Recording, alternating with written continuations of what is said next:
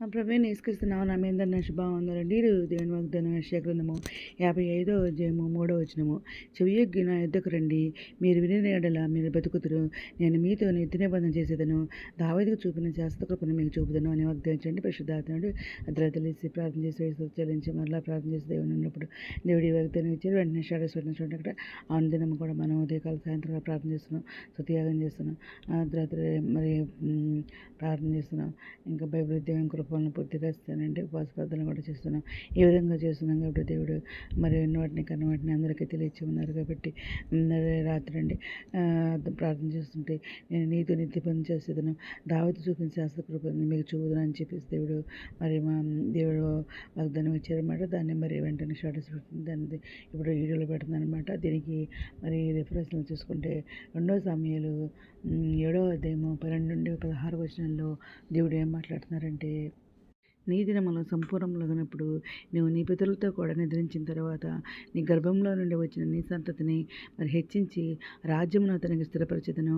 అతడు నానామ ఘనత కొరకు ఒక మందిరమును కట్టించును. అతని రాజ్య సింహాసనమును నేను నిత్యముగా స్థిరపరచెదను. నేను అతని తండ్రిని అయ్యుందును, అతడు నా కుమారుడై ఉండును.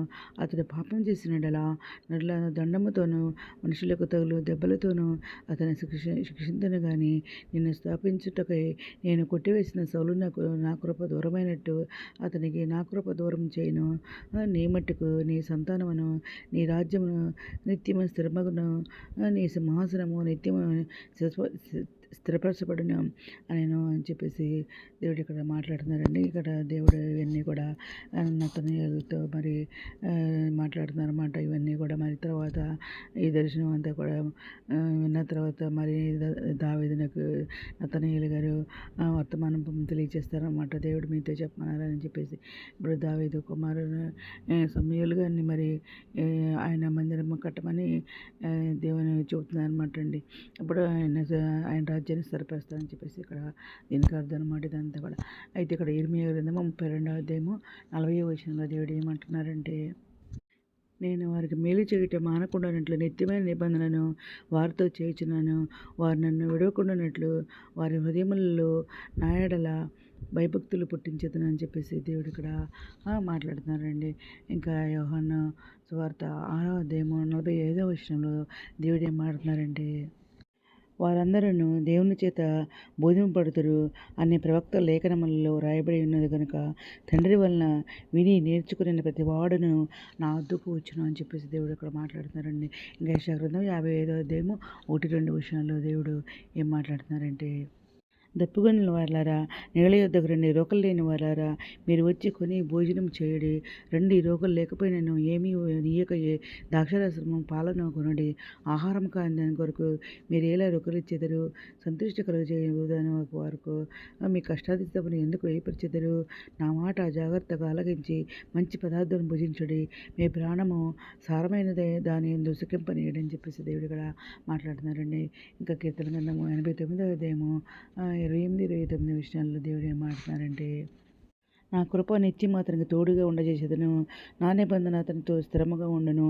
శాశ్వత కాలం వరకు అతని సంతానమును, ఆకాశం ఉన్నంత వరకు అతని సింహాసనమును నేను నిలిపిదను అని చెప్పేసి దేవుడు ఇక్కడ మాట్లాడుతున్నారండి.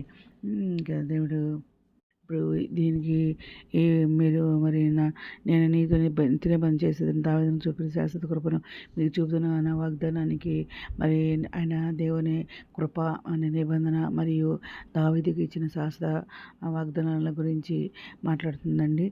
ఆయన మరి వాగ్దానం ఇచ్చిన నెరవేర్చే దేవుడు అనమాట. దేవుడు ఆయన నమ్మి విశ్వసిస్తే తప్పకుండా వాగ్దానాన్ని నెరవేర్చి దేవుడు మందిడు అనమాట. పర్వతం తొలిపే మంటలను ఆయన కృప మన అన్నిటికీ విడిచిపోదనమాట. సమాధానమైన నిబంధన తొలగిపోదనమాట మన నుండి.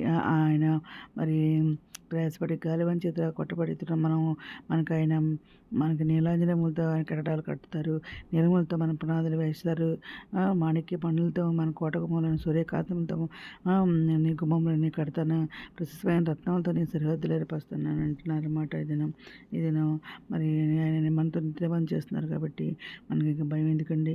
ఎంత మంచి గొప్ప వాగ్దానం ఇచ్చినందుకు దేవునికి కృతజ్ఞతలు చెల్లించుకుంటే ఈరోజు మనము ప్రార్థన చేసుకుందాం. మోహనద్ర సరసముద్ర ఘనమైన మనకి ఎలా స్థుతిస్తుందో తండ్రి.